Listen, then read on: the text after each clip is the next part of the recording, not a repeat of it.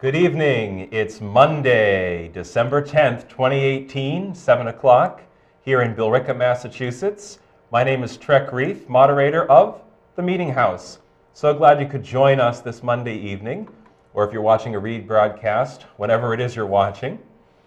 In honor of Human Rights Day, which is today, the 70th anniversary thereof, we're going to be celebrating the Universal Declaration of Human Rights and the person who made it all happen, our former First Lady, Eleanor Roosevelt. With me tonight is my dear friend and the Assistant Executive Director of Billerica Access Television, Nancy Albertson. Hello. So glad to have you back on the show tonight, Nancy. Thanks for having me. Yeah. So how's your week been? It's been a whole 7 days since I saw you last. I know. What has been going on? Well, my week has been good. My family is good. Anything exciting going on with you? This and that. Last night I had the great honor and privilege of heading to the Cambridge Homes in Cambridge, Massachusetts. And while I was there, I had the opportunity to speak with this woman, Alice. Now, Alice is 97 years old, right? She says to me, I survived Stalin. And she says to me, I survived Hitler. So this is a woman who not only survived the pogroms in Russia, but also survived the Holocaust. And I've never met someone with a deeper sense of humor, who just found everything humorous. There was something funny in everything. So she says, you look very familiar. And I said, so do you. But we've met before, Alice. And she says, well, I have a photographic memory, but I ran out of film. Oh, that's good. That's good. It is good. I think I'm going to use that one in the future. I got her permission. We can use that in the future. Okay, we'll store that. We'll keep that in mind. Yeah. That one in particular. So, we were talking, and one of the things that she and I were talking about was how today, which is the 8th day of Hanukkah, although it's now the 11th day of Hanukkah, the 9th day of Hanukkah, if Hanukkah went 9 days. Yes, it does not. It doesn't, but it's after sunset, so Hanukkah is officially over now. It is? It is. Well, after sunset. Yeah. Like the sun is going down. Oh, it went down a while ago. Like early. I know. It's getting ridiculous, isn't it? Yes, yes. I really think if we're going to change this, we should go to daylight savings time all the time rather than standard time. Yeah? Wait, which one gets me the extra hour of sleep? Well, I mean, I know you wouldn't have the hour of sleep anymore because it would just be consistent. It would be. But if we could just get rid of an extra hour of sunlight, so it would set about an hour later than usual if we had daylight savings time. Oh, so I lose the hour. Sort of. But you not wouldn't really. You wouldn't notice it. You would never notice it again for the rest of your life. Right. Yeah. And I don't know why I'm asking about that anyways. Because I brought it up. Well, no, or why I'm saying which one is the one you sleep longer, because I don't get to sleep longer. Well, I'm a parent. I was going to say. Yes, so even when we have to set the clock an hour back, I don't get that hour to sleep. That's right. Then I have to wake up and it's an hour earlier than I'm expecting it to be. And yeah, that's what happens when you have a human alarm clock. It's true. Well, Friday nights can be funny in the summer where Shabbat doesn't start until like 10 o'clock. And at night, and then you've got the winter where Shabbat suddenly starts at 3:30 in the afternoon on a Friday. Oh dear. Yeah, it gets a little weird. But yeah, Hanukkah's over now, and I happen to mention, tomorrow's December 10th, and for the full 8th day of Hanukkah. Wait, no, today is December 10th. Well, I was talking to Alice last night about today being December 10th because it's the 8th day of Hanukkah. So even though tomorrow's the 11th. Tomorrow was the 10th when I was talking to Alice last night. Oh, okay. Yeah. So I'm sorry. We were talking. I'm not following. It's okay. So we were talking, and I said, Alice, why do you bring up that tomorrow's December 10th? And she says, well, it's Human Rights Day. And I said, that's right. It is Human Rights Day. And she says, you know about Human Rights Day? And I said, just in passing.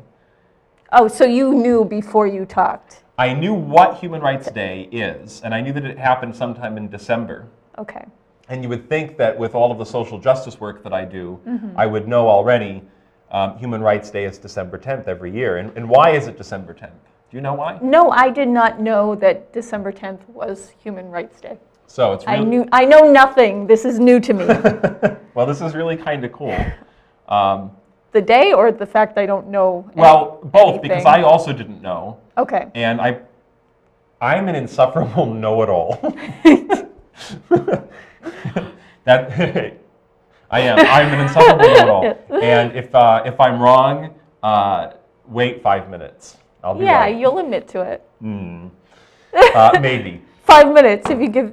Give me 5 minutes to walk away and I'll admit it. Well, so we were talking about it and I said, so Alice, tell me about Human Rights Day. And she said, well, after World War II, we had to have the Universal Declaration of Human Rights. And I said, oh yeah, I've heard about that. And I knew that it inspired a number of things in the 60s, political and social movements. It had encouraged complete revolutions in some countries. But I didn't really know what was in the text. I knew that it existed, and that's about it. So this morning, I follow this page on Facebook called A Mighty Girl. It's one of my favorite feminist Facebook pages. Yeah, you sent this to me. And they said, today, in honor of Human Rights Day, we're going to celebrate Eleanor Roosevelt. And I said, oh, I love Eleanor Roosevelt. So I started digging a little bit. And so December 10th is Universal Human Rights Day, International Human Rights Day. Here, I'm going to take your camera and you can talk to the people for a bit. There we go. So as I was telling Nancy, Human Rights Day was chosen to be December 10th because today is the 70th anniversary of the signing of the Universal Declaration of Human Rights. So 70 years ago, when they came up with the Universal Declaration of Human Rights, it was signed on December 10th, and it was passed. And as I was researching it, I discovered that it arose out of the devastation of World War II.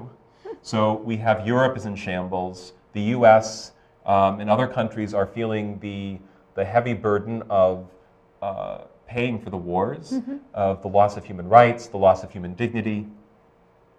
And a committee, it was, so I have cheat sheets here. There's a committee was put together, a commission on human rights was put together, and 18 members from various political, cultural, and religious backgrounds.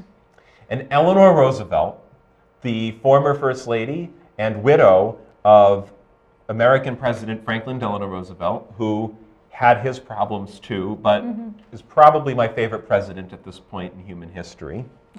I'm just saying, FDR, the New Deal, I mean, he was the closest thing we ever had to a progressive dictator. All right, that's not really a good thing, but he was elected 4 times, and there's a reason for that. I think he's a great president. And there's a reason for that. And Eleanor Roosevelt really wanted to continue the work he was doing with the New Deal on a more international stage. So one of the things I wanted to bring up is, well, you know what? Before we discuss some of the finer points in the articles, I would love to bring up this wonderful clip. Oh, let me get that. You talk. And so this photograph that you're about to see is a photograph of widow of FDR, and in her own right, the inestimable, I think I said that okay. I think you're good. Eleanor Roosevelt, the former First Lady, and the primary architect of the Universal Declaration of Human Rights. This clip here is, and this photograph are courtesy of the UN Audio-Visual Library. And the photo you're about to see is her holding up the Universal Declaration of Human Rights, and the audio is a clip of her reading the preamble thereto. Listen in. I'm going to read you the Universal Declaration of Human Rights. The preamble. Whereas recognition of the inherent dignity and of the equal and inalienable rights of all members of the human family is the foundation of freedom, justice, and peace in the world. Whereas disregard and contempt for human rights have resulted in barbarous acts which have outraged the conscience of mankind, and the advent of a world in which human beings shall enjoy freedom of speech and belief and freedom from fear and want has been proclaimed as the highest aspiration of the common people, whereas it is essential, if man is not to be compelled to have recourse as a last resort to rebellion against tyranny and oppression, that human rights should be protected by the rule of law, whereas it is essential to promote the development of friendly relations between nations, whereas the peoples of the United Nations have in the Charter reaffirmed their faith in fundamental human rights, in the dignity and worth of the human person, and in the equal rights of men and women, and have determined to promote social progress and better standards of life in larger freedom, whereas member states have pledged themselves to achieve, in cooperation with the United Nations, the promotion of universal respect for and observance of human rights and fundamental freedoms, whereas a common understanding of these rights and freedoms is of the greatest importance for the full realization of this pledge. Now, therefore, the General Assembly proclaims this Universal Declaration of Human Rights as a common standard of achievement for all peoples and all nations, to the end that every individual and every organ of society, keeping this declaration constantly in mind, shall strive by teaching and education to promote respect for these rights and freedoms, and by progressive measures, national and international, to secure their universal and effective recognition and observance, both among the peoples of member states themselves and among the peoples of territories under their jurisdiction. So that was Eleanor Roosevelt reading the preamble to the Universal Declaration of Human Rights. To me, that is so inspiring. For the first time in the history of the world, it was declared that the recognition of the inherent dignity and of the equal and inalienable rights of all members of the human family are the foundation of freedom, justice, and peace in the world. That is so amazing. I don't think a lot of people have read this. No. I have many questions. Wait, for me? No. Okay, all right. I have many questions for my school teachers who did not teach me about I know, this. I'm going to get my notes too, because I did not know about this. I did try to do a little bit of research before we went on TV. I still do not feel very much informed, so hopefully you can enlighten me. Yeah, so before we get into the Declaration itself, let's go over a little bit of the history of it. Okay. So it was first taken up by a session of the General Assembly in 1946. It was right after the war. And the world leaders decided that they needed to complement the UN Charter with something that was going to be a force for good. Originally, when it was drafted, this preliminary draft International Bill of Rights, as it was later, it was called before it was called the Universal Declaration of Human Rights, was to be a vision for all countries in the world. Not something that would end up being superimposed by a world government or by the United Nations on all nations, but a prophetic voice for what we could be, for what we could aspire to be. Right. Some of the things in here are just, to me, phenomenal. To think, so Roosevelt, Eleanor Roosevelt, she served as the U.S. delegate to the United Nations from 1945 until 1952. During that time, she was the chair of the UN Commission on Human Rights, and in addition to the other 17 members of the commission, there were there were people from France. Let's see, we've got China represented, Lebanon, Canada. These are all people. We've got René Cassin of France. We've got Charles Malik of Lebanon, Peng Cheng of China, John Humphrey of Canada. These are all people who helped write the Declaration's blueprint. But it was Mrs. Roosevelt, it was Eleanor herself that is recognized as the driving force for this declaration. She's the reason this declaration came to fruition. Right. I want to read from one of her memoirs briefly before we go into a couple of the articles. So the commission met for the first time in 1947. In her memoirs, Eleanor Roosevelt recalled, Dr. Chang was a pluralist and held forth in charming fashion on the proposition that there is more than one kind of ultimate reality. The declaration, he said, should reflect more than simply Western ideas, and Dr. Humphrey would have to be eclectic in his approach. His remark, though addressed to Dr. Humphrey, was really directed at Dr. Malik, from whom it drew a prompt retort as he expounded at some length the philosophy of Thomas Aquinas.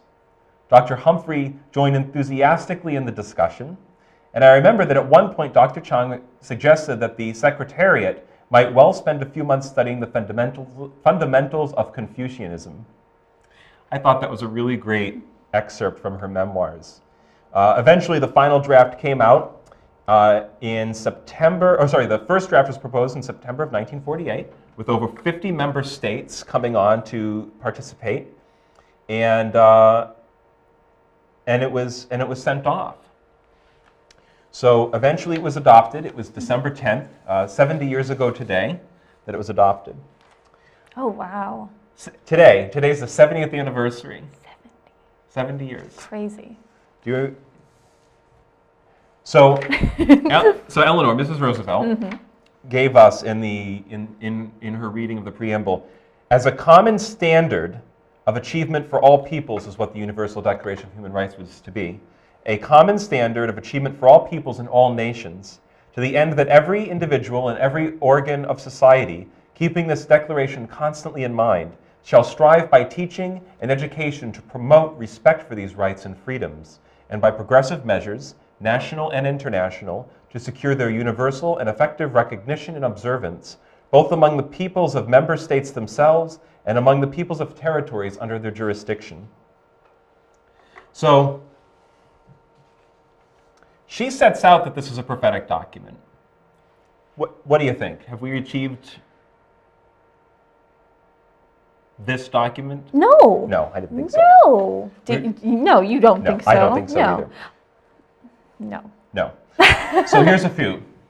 One, everyone is entitled to all the rights and freedoms set forth in this declaration without distinction of any kind. That's race, color, sex, language, religion, political or other opinion, national or social origin, property, birth, or other status. Well, countries of the world haven't lived up to this yet, but No, we are lacking. we are. We are. So whose responsibility is it to enforce this document? Prophetically? Us? Us. Us. I think it's us. You can look up the Universal Declaration of Human Rights anywhere. You can find it on by Googling it. There's lots of different copies of it you can find online. Article 6 says everyone has the right to recognition everywhere as a person before the law. I can tell you that in our country alone, just in the last couple weeks, couple months, couple years, I'm willing to say that people coming across the border haven't exactly been given recognition as a person before the law, except to be deported. Which brings me to this one. Where is it here? Article 14. Everyone has the right to seek and to enjoy in other countries asylum from persecution. That was written and adopted by the countries of the world through the United Nations. Article 19 is one that I think you'll take particular fondness for. You'll have a particular fondness for. Oh, yeah. Everyone has the right to freedom of opinion and expression. This right includes freedom to hold opinions without interference and to seek, receive, and impart information and ideas through any media, regardless of frontiers. I do appreciate that one. It's one of the things we do here at BATV. It is. It is. It is. We're doing this right now. We're doing this right now. Right now. Live. We are live. I should have made a little live graphic. This is live today, December 10th. That's true. That's okay. We'll have to do that next time. Next time. Speaking of, Article 21 says that everyone has the right to take part in the government of their country, his country, although I just corrected it to there. It's an automatic thing I do now. as I just automatically correct everything to there rather than he, him, his. Everything says that. It was 1948. Everyone has right to equal access to public service in his country. So anyway, these are interesting things. You go down to, Article 24. This is my favorite. This is 1948, folks. Everyone has the right to rest and leisure, including reasonable limitation of working hours and periodic holidays with pay. That's not even in the Constitution. But there it is in the Universal Declaration of Human Rights. And these are things that we can aspire to. As a community, these are things that we can aspire to. There are a lot of situations around the world in which this Universal Declaration of Human Rights has inspired nations to overthrow their tyrannical dictators. It has inspired nations to call for public elections.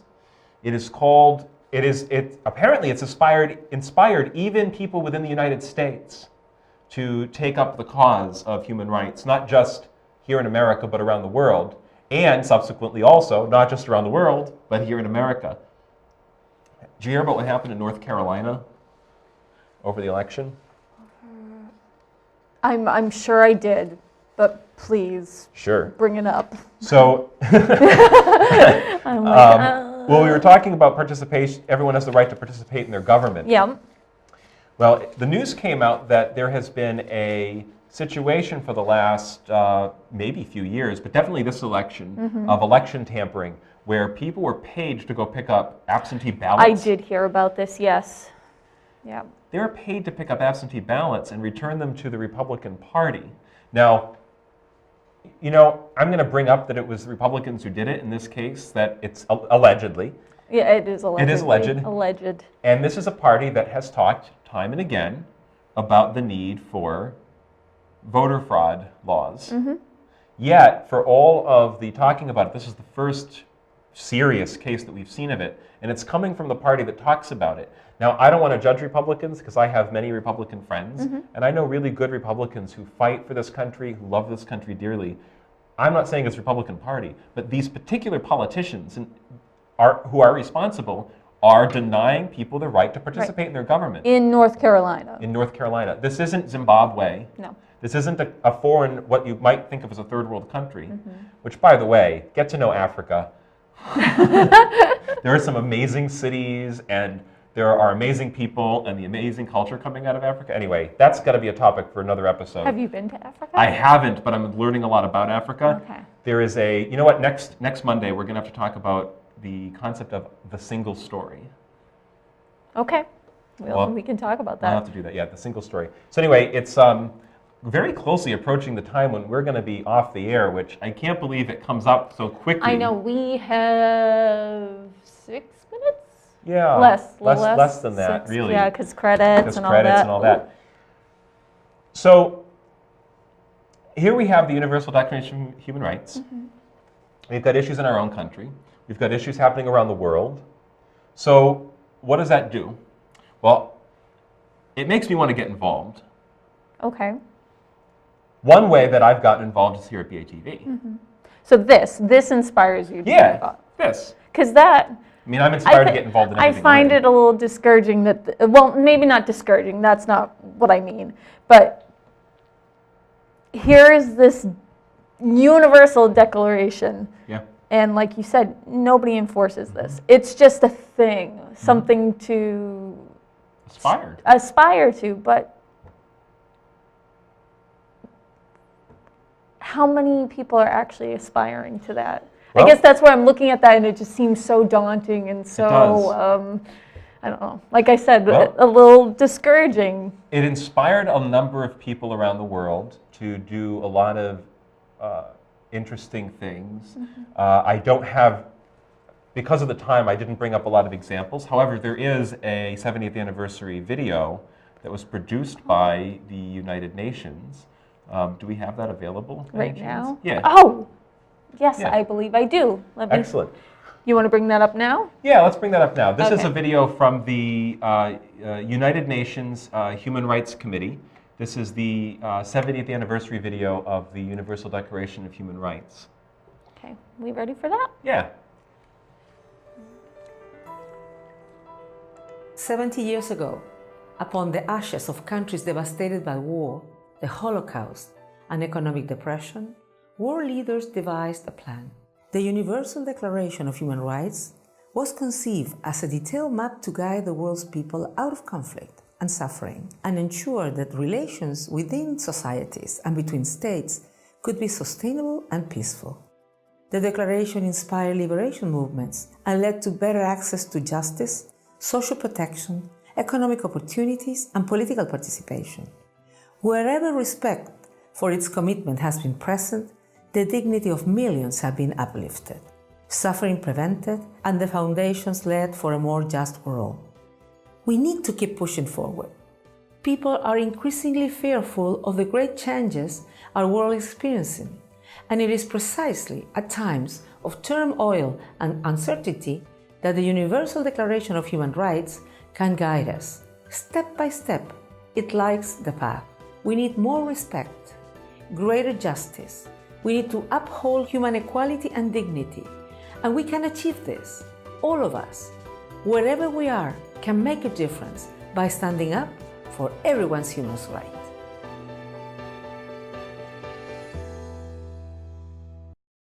The United Nations Human Rights Office of the High Commissioner just put out that video that came out today. You can see the hashtag Stand Up for Human Rights. That's the number 4, Stand Up for Human Rights. Yep, let me put that up for you. Oh yeah, thanks. There you go. So hashtag Stand Up for Human Rights. If you look for that hashtag on Twitter, on Facebook, you can find a lot of information about the United Nations Human Rights Office of the High Commissioner, about the Human Rights Commission, and about all of the work that the UN is doing to promote the Universal Declaration of Human Rights. So anyway, I just wanted to bring that up. It is the 70th anniversary. I thought it was a good topic for tonight. I'm glad you did. I'm glad you brought it up. So if you were thinking about one thing that you wish that you could see in the world that could change for the next generation, what would it be? Oh goodness, that's a really loaded question. You know what I want to see? I want to see Star Trek: The Next Generation come to fruition. You know? That's it. Right? Yeah. Like we would just be Earth, but we need to discover other beings first, I think, and that's a whole nother thing. We have to inspire people to enjoy science and all kinds of stuff. Yeah, for me, that's my grand vision too. Well, good. So I wasn't totally off. Not at all. Not at all. Right? Well, thank you so much for joining me, Nancy, again this week. Yeah, thanks for having me. Yeah, my pleasure. Friends, it is time to say goodnight for now. So I want to thank you all for joining us. This has been a December 10th edition of the Meetinghouse. We'll see you next week.